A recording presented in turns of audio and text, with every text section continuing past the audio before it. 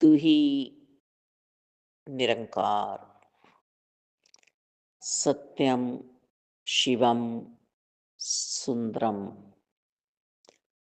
शिव ही आदि है, शिव ही अंत है, शिव ही मोक्ष है, शिव ही प्रेम है। शिव स्वयं निरंकार और निरंकार स्वयं शिव। जब ब्रह्मा जी में और नारायण में ये बात लेकर एक लंबी वार्ता हुई कि मैं तुमसे बड़ा। ब्रह्मा जी बोले, मैंने सृष्टि बनाई है, मैंने उत्पत्ति की है। तब इन बातों को देखकर, सुनकर निरंकार स्वयं शिव की पिंडी के रूप में अवतरित हुए। ये ऐसा एहसास भी इस टाइम दसी को बन रहा है कि किस तरह से वह निरंकार साकार रूप में अपने आप को प्रस्तुत करने के लिए इस निरंकार सिर्फ सिर्फ निरंकार को देखें हम। सिर्फ निरंकार को, जैसे सागर का जल है, गंगा का जल है, सिर्फ इसी को हम देखें अपने चारों ओर। और इसमें से वो शिव स्वयं कैसे प्रकट हो रहे होंगे, कितना सुंदर दृश्य रहा होगा। शिव ने जब पिंडी को जल में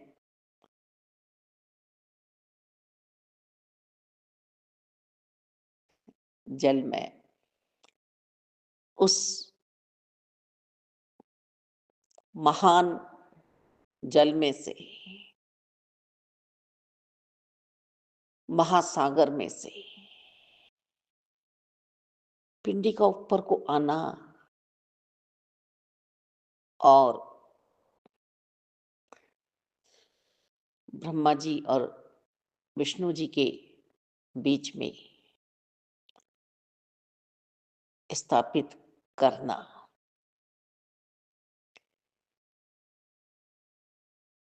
यही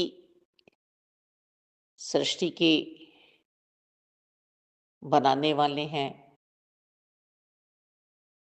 यही संहार करता है। महा शिव रात्रि इस महान नायक के साथ हम बैठकर रात्रि का जागरण करें, जागृत अवस्था में हो हम। रात्रि हमें विशेष दी है प्रभु ने। जब संत सोते नहीं हैं, जागते हैं अपने निरंकार प्रभु परमात्मा के साथ, ये अनोखा संबंध इस महानायक के साथ। शिव की उत्पत्ति इस आदि अनादि की, इस अनंत की महाशिवरात्रि को हुई। महाशिवरात्रि को ही आत्मा और परमात्मा का मिलन हुआ।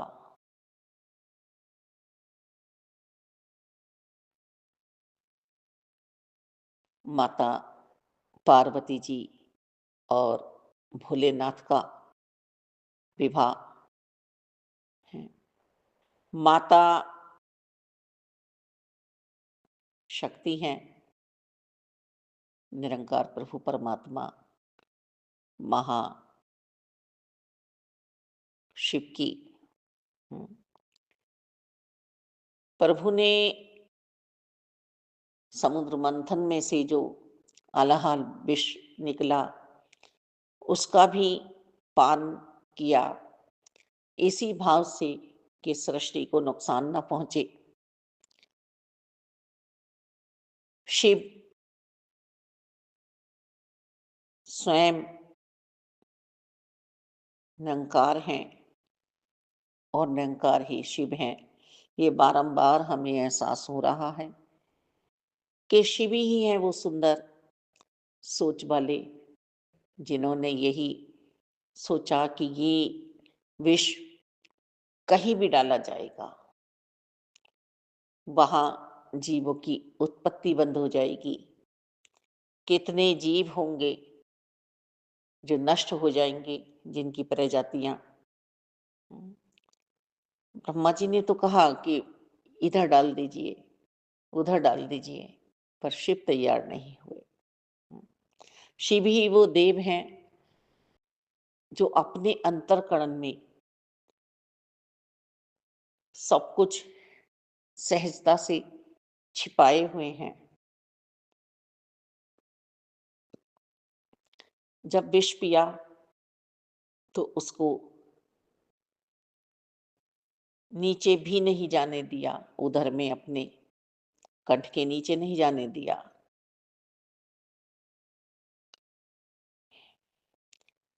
इसीलिए वह नीलकंठ कहलाए। और हम सांसारिक तौर पे देखें कि शरीर में जब हम विष पहुंचाएंगे तो जलन भी होगी, बेचैन भी होंगे। तो ये रूप भी हमें शिव का सुनने को, श्रवण करने को मिलता है कि जब विष पिया तो भोलेनाथ भी नीलकंठ की पहाड़ी पर जाकर एकांत में विराजमान हो गए और बहुत तड़फ रहे हैं, बहुत बेचैन हो रहे हैं। तब उन्होंने ये भांग का सेवन किया, जल चढ़ाया गया कि जिससे शीतलता मिले। हमारे लिए किया, सभी प्राणियों के लिए किया ये। तो महाशिव रात्रि का पर्व हम बड़े ही उत्साह से के साथ मनाएं और इस दिन हम अपनी आत्मा को परमात्मा का साक्षात्कार कराएं, एहसास में रहे, भक्ति भाव से करें। शिव ही ऐसे महादेव हैं जो किसी ने भोलेनाथ को भूल से भी बेल पत्थर चढ़ा दी, जल चढ़ा दिया तो खुश हो जाते हैं। शिव ही शमशान वासी हैं। शिव ही सबसे परे होते हुए सबसे मिले हुए हैं। शिव की पिंडी रखी हुई है। भील अपने परिवार के लिए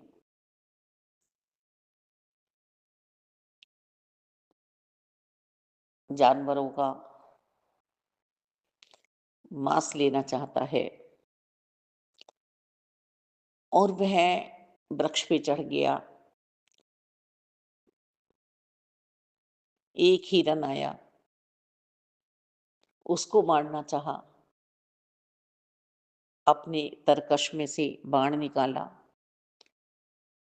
बाण निकालते समय वहां पेड़ की डाली पर जो बारिश का पानी था वो शिव की पिंडी पर चढ़ गया, पुष्प चढ़ गया। शिव शंकर खुश हो गए, प्रसन्न हो गए, आशीर्वाद देने लगे। अब उस हिरन ने हाथ जोड़ लिए कि मैं पहले अपने बच्चों को सुरक्षित जगह पर पहुंचा दूं, रखियाऊं, फिर तुम मुझे मार लेना, मैं आ जाऊंगी। फिर दूसरी हिरनी आई, फिर उन्होंने फिर उसे मारना चाहा, फिर वही क्रिया हुई, बाण को जैसे वह साध रहे हैं, फिर पत्तों में से जल की बूंदे प्रभु की पिंडी पे चढ़ गई, फिर पुष्प गिरा, फिर प्रसन्न हो गए भोलेनाथ। फिर उसी हिरनी ने भी हाथ जोड़े कि मैं अभी अपने संगी साथियों के साथ मिलके अपने परिवार को सुरक्षा दिलाऊं, फिर मैं आ जाती हूँ। फिर वह हिरनी नहीं लौटी, फिर हिरन आया, तीसरे पहर का फिर वही क्रिया उसने की, भील ने। फिर जल चढ़ा प्रभु पर, फिर पुष्प गिरा, भोलेनाथ प्रकट हो गए, दर्शन दे दिए भील को। अनजाने में ही ये क्रिया हो गई।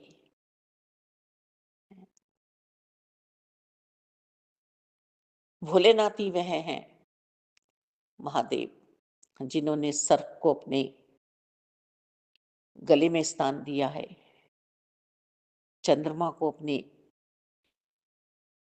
जूड़े में लगाया है, माता गंगा को अपने शीश पर विराजमान किया है। कितना वेग लेकर गंगा माता पृथ्वी पर अवतरित होने आ रही हैं। एकदम रसातल में न चली जाए पृथ्वी, इसी भाव से शिव ने अपनी जटाओं में गंगा को संभाल लिया। सभी के हितकारी, सभी के लिए भले की बात सोचने वाले शिव, जो ये शरीर करके लीला कर रहे हैं, इसमें हम बारंबार झांकियां देखें। हम सोचे कि जब सती जी को रमे राम की कथा सुनाना चाह रहे हैं, ब्रह्म ज्ञान की दात प्राप्त कराना चाह रहे हैं, और सती जी ने शंका की कि ये राम नहीं हो सकते। भोलेनाथ कह रहे हैं यही राम है जिनके ध्यान में मैं बैठता हूँ। निरंकार स्वयं साकार में आके निरंकार के ध्यान में बैठ रहा है। तो शरीर करके जब हम आए हैं तो हमें भी किस तरह से सिमरन करना है, ध्यान में बैठना है, मार्गदर्शन हमें मिल रहे हैं। हमें शिव का ध्यान करने का, क्योंकि वो तो शिव हैं फिर भी ध्यान में बैठे हुए हैं, शिव हैं फिर भी राम को भज रहे हैं। सती मानी नहीं, परीक्षा लेने चल दी, त्याग कर दिया कि मेरे निरंकार का, राम का ये हाथ से उड़ाने पहुंच गई, परीक्षा लेने पहुंच गई। शिव ही तो है वो महाशक्ति। फिर जब सती जी का पता चला, हट करके पहुंच गई हैं कि उन्होंने अपने पिता की यज्ञ में अपने प्राणों की आहुति दे दी है, तब विचलित भी हुए और अपने रुद्र अवतार में उन्होंने सर्वनाश भी किया।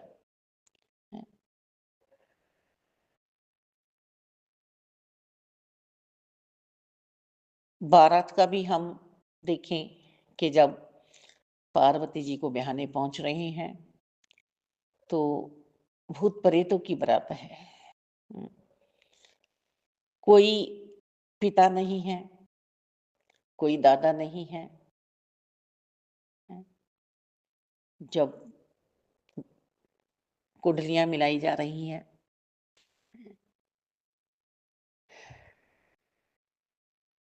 शिव ही हैं जो सबको सम्मान देते हैं। शिव ही हैं जो सभी का ध्यान रखते हैं। अंतकाल जब आएगा तो यही शमशान में हमें मिलेंगे। हम्म, शिव की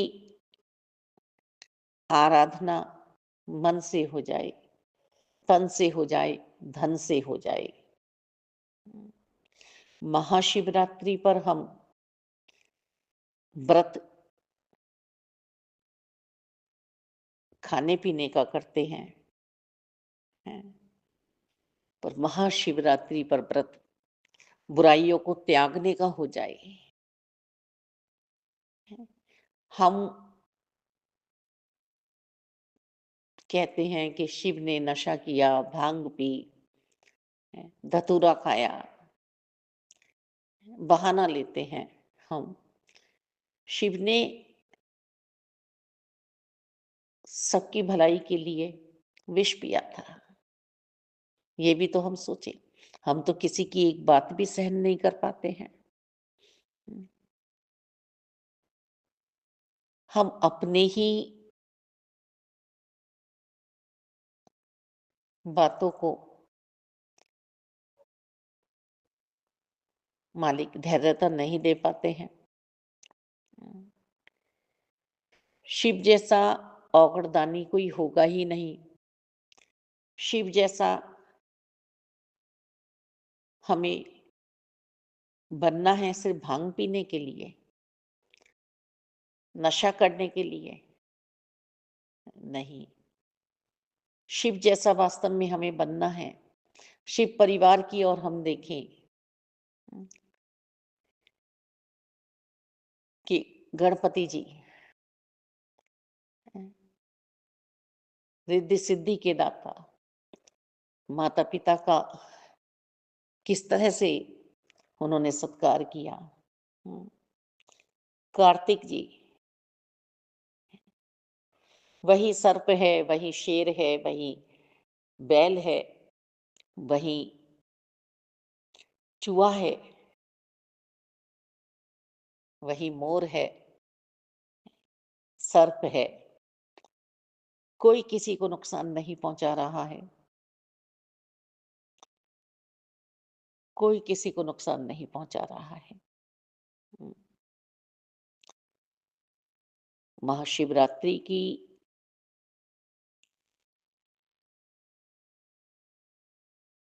दिन शिव की उत्पत्ति हुई, शिव का शक्ति के साथ मिलन हुआ। शिव ने हलाहल विष पिया, तो हम भी शिवरात्रि के दिन महा शांति को अपने अंतःकरण में स्थान दें और हम सभी बुराइयों को अपने अंतर से निकालें, मोह लालच में ना पड़ें और इनसे यही अरदास करें कि इस मोहमयी निद्रा से मुझे जगा देना है। आप सभी विषय वासनाओं से मुझे दूर कर देना और मेरे हृदय में अपने ये भक्ति भरे पद चरण रख देना भोलेनाथ। हम्म, ये हमें रूप दिखा भी रहे हैं। काम पर भी इन्होंने विजय प्राप्त की। कामदेव भी आ गया कि माता पार्वती जी को गोदी में बैठाया हुआ है। हम्म, ये महाशिव ही कर सकते हैं। हम्म,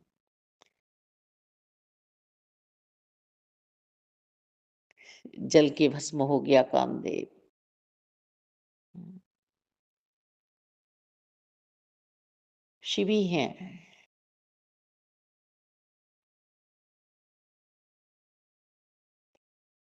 मालिक। हम सब अलग सोचते हैं।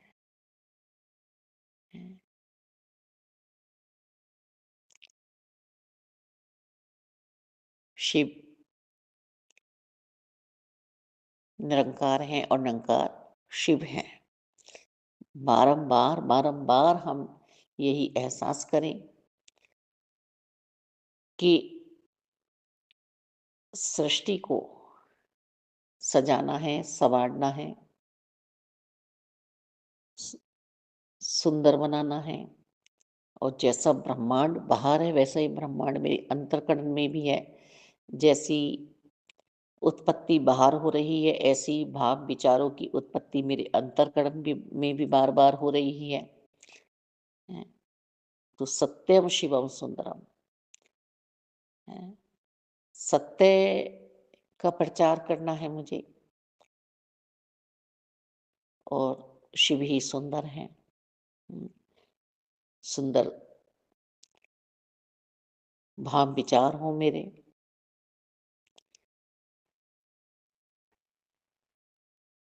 ये हमारी तुच्छ वाणी कुछ कह पाए, शिव के चरणों में कुछ हम रख पाए, समर्पित कर पाए, ऐसा शिव की ही कृपा से हो सकता है, निरंकार की ही कृपा से हो सकता है।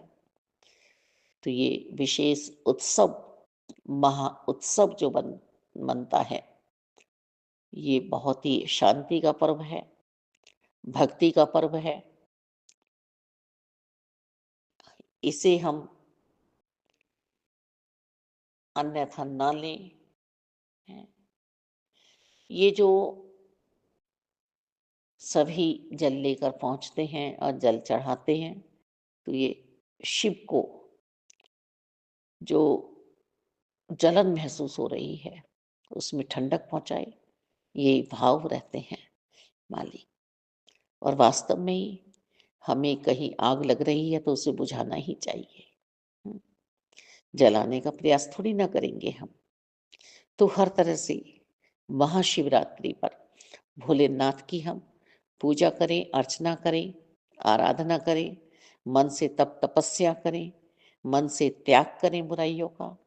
हम्म, और एकमिल अवस्था में हम इस महारात्रि का जागरण करें।